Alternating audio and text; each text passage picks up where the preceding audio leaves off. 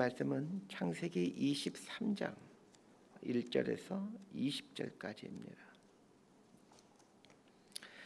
창세기 23장 1절에서 20절까지 말씀 번갈아 가면서 읽습니다. 제가 먼저 읽겠습니다. 사라가 127세를 살았으니 이것이 곧 사라가 누린 햇소라. 사라가 가나안 땅 헤브론 곧 기럇 아르바에서 죽음에 아브라함이 들어가서 사라를 위하여 슬퍼하며 애통하다가 그 시신 앞에서 일어나 나가서 헷족속에게 말하여 이르되 나는 당신들 중에 나그네요 거류하는 자이니 당신들 중에서 내게 매장할 소유지를 주어 내가 나의 죽은 자를 내 앞에서 내어다가 장사하게 하시오. 헷족속이 아브라함에게 대답하여 이르되 내 주여 들으소서. 당신은 우리 가운데 있는 하나님이 세우신 지도자이시니 우리 묘실 중에서 좋은 것을 택하여 당신의 죽은 자를 장사하소서. 우리 중에서 자기 묘실에 당신의 죽은 자 장사함을 금할 자가 없으리이다. 아브라함이 일어나 그 땅 주민 헷족속을 향하여 몸을 굽히고 그들에게 말하여 이르되 나로 나의 죽은 자를 내 앞에서 내어다가 장사하게 하는 일이 당신들의 뜻일진데 내 말을 듣고 나를 위하여 소알의 아들 에브론에게 구하여 그가 그의 밭머리에 있는 그의 막벨라 굴을 내게 주도록 하되 충분한 대가를 받고 그 굴을 내게 주어 당신들 중에서 매장할 소유지가 되게 하기를 원하노라 하며 에브론이 헷족속 중에 앉아 있더니 그가 헷족속 곧 성문에 들어온 모든 자가 듣는 데서 아브라함에게 대답하여 이르되 내 주여 그리 마시고 내 말을 들으소서. 내가 그 밭을 당신에게 드리고 그 속의 굴도 내가 당신에게 드리되 내가 내 동족 앞에서 당신에게 드리오니 당신의 죽은 자를 장사하소서. 아브라함이 이어 그 땅의 백성 앞에서 몸을 굽히고 그 땅의 백성이 듣는 데서 에브론에게 말하여 이르되 당신이 합당히 여기면 청하건대 내 말을 들으시오. 내가 그 밭 값을 당신에게 주리니 당신은 내게서 받으시오. 내가 나의 죽은 자를 거기 장사하겠노라.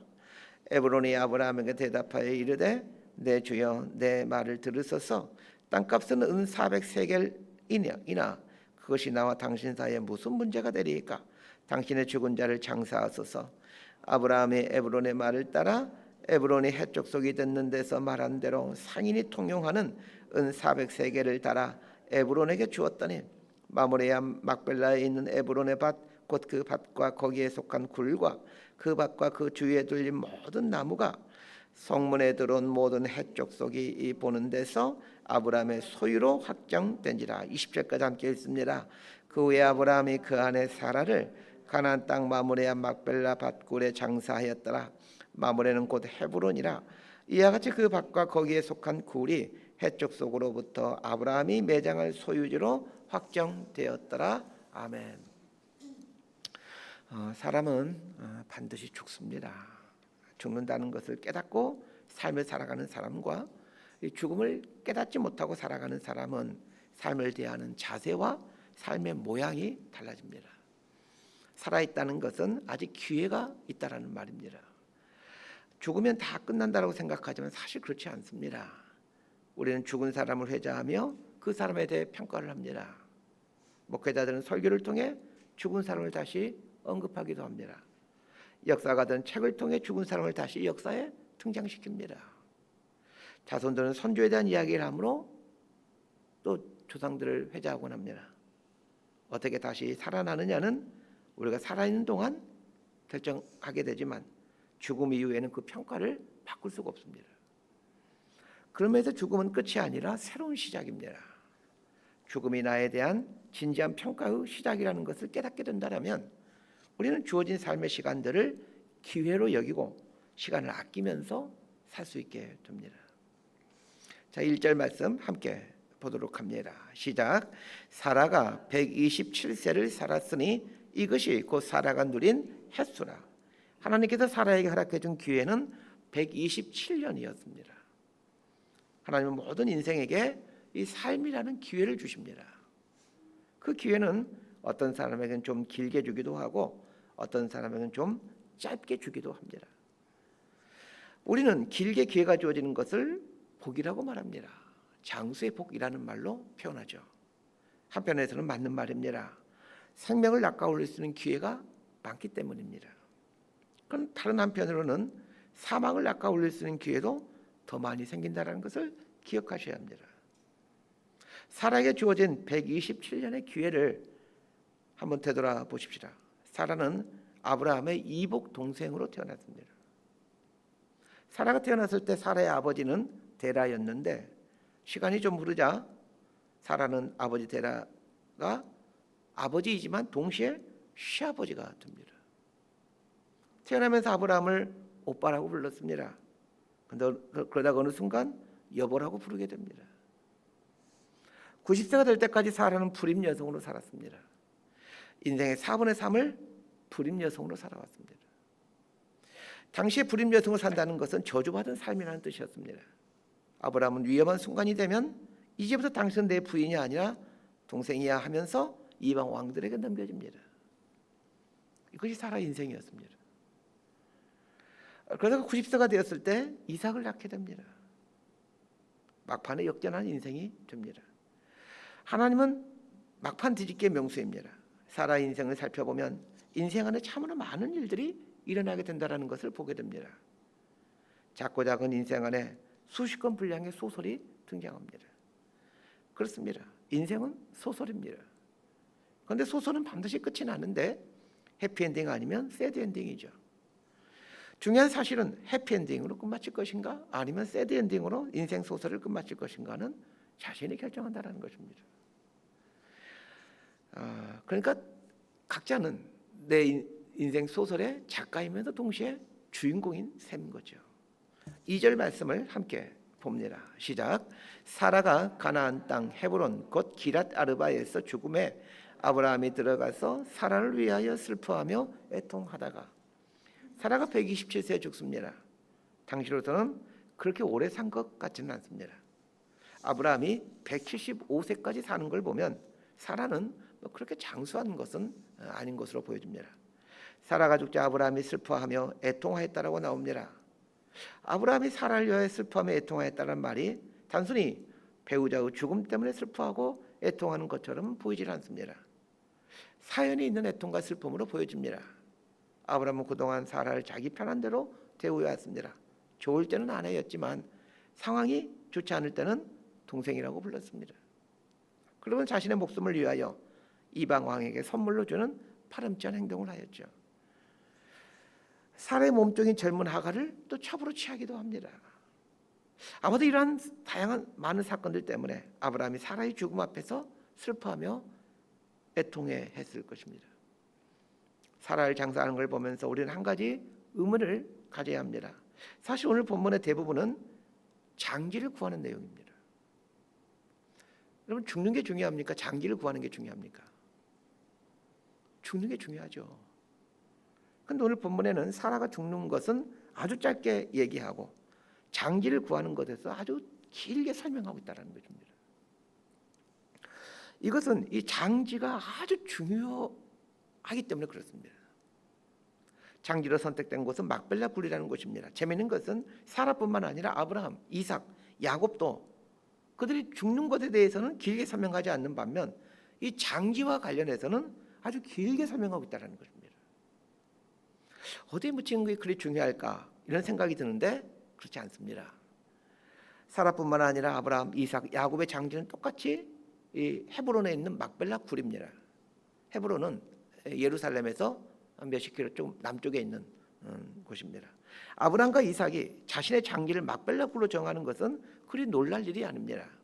아내인 사라가 거기에 묻혀 있으니까 아브라함도 막벨라 굴에 묻히고 이삭은 부모님이 거기에 묻혀 있으니까 막벨라 굴에 묻히는 것은 당연한 것으로 보여집니다.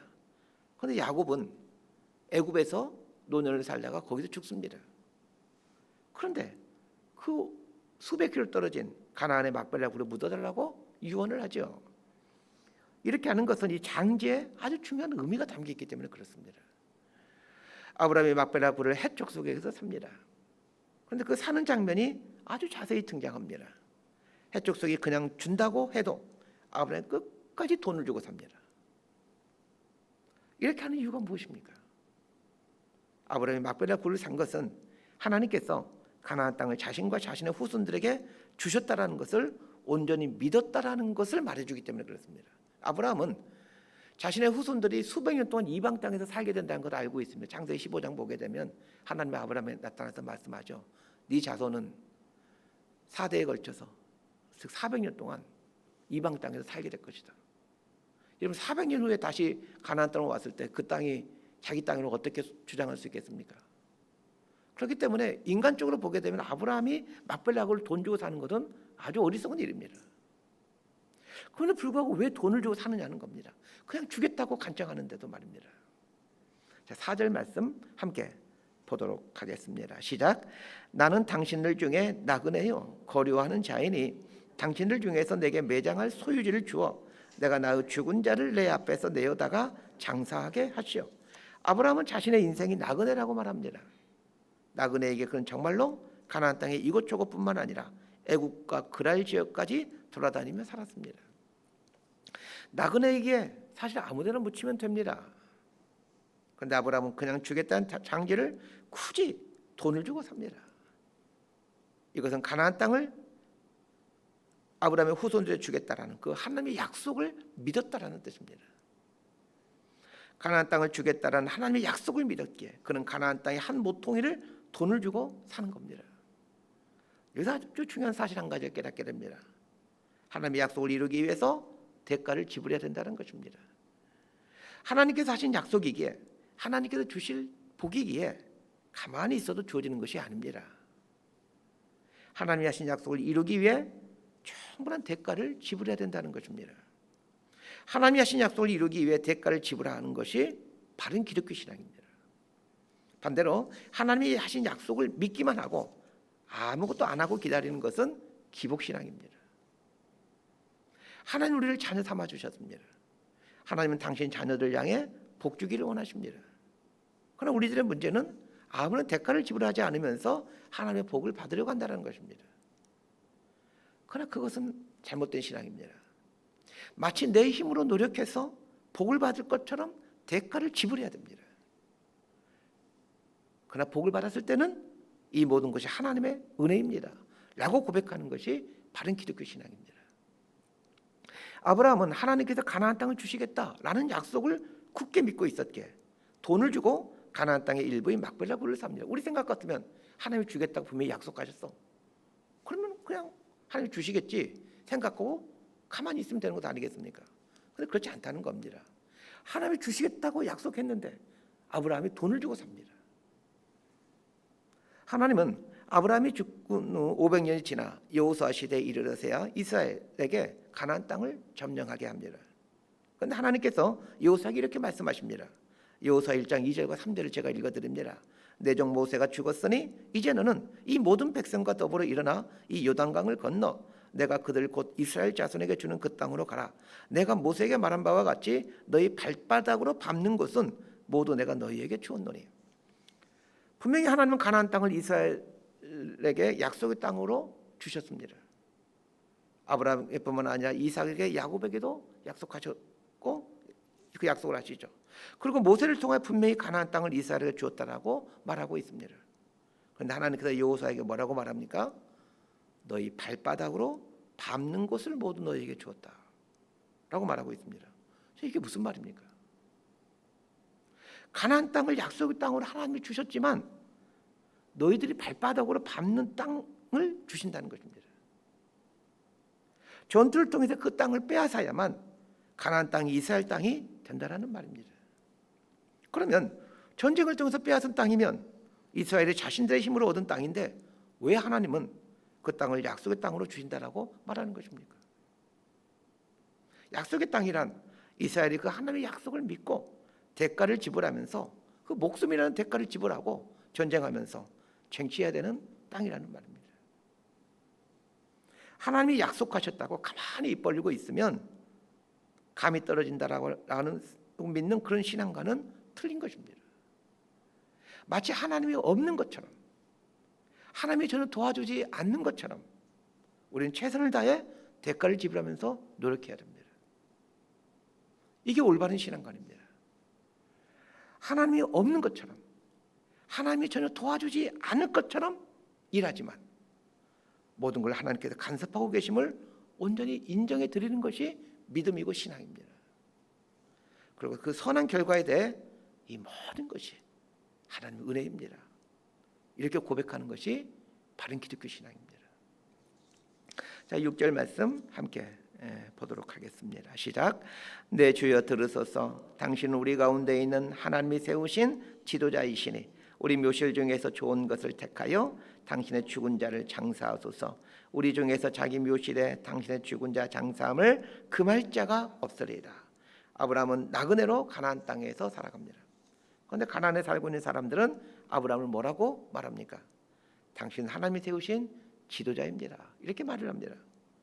여기서 인생의 아주 위대한 역설을 보게 됩니다. 아브라함은 분명히 나그네의 자세로 살아갑니다. 그런데 가나안의 사람들은 이 나그네로 살아가는 아브라함을 하나님이 세우신 지도자라고 인식하고 살아갑니다. 나그네는 소유에 집착하지 않는 사람입니다. 소유에 집착하는 사람은 나그네로 살아갈 수가 없습니다. 안정을 추구하고 편안을 추구하는 사람은 나그네로 살아갈 수가 없습니다. 나그네 자세를 갖고 살아가는 아브라함의 삶에 평안이 있고 복이 넘치는 것을 헤브론 사람들이 봅니다. 부동산도 없고 집도 없어도 하늘의 평강을 갖고 살아가는 이 아브라함을 보는 겁니다.